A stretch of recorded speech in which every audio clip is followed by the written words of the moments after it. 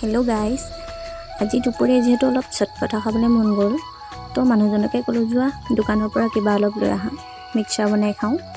তো মানুহজনে গৈ আনি দিলে, ইফালে আন্না চান্না, ভুজিয়া, মগু আৰু মিমি, বাদাম এনেকৈ কিবা কিবি।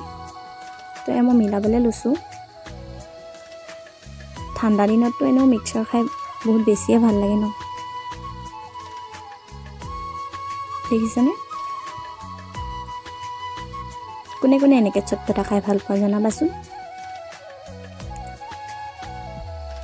দেখিছেনে? মিলাই লৈছোঁ আৰু বস্তুখিনি ভালদৰে।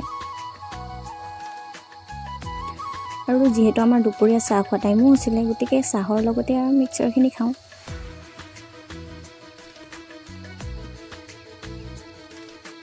দেখিছেনে?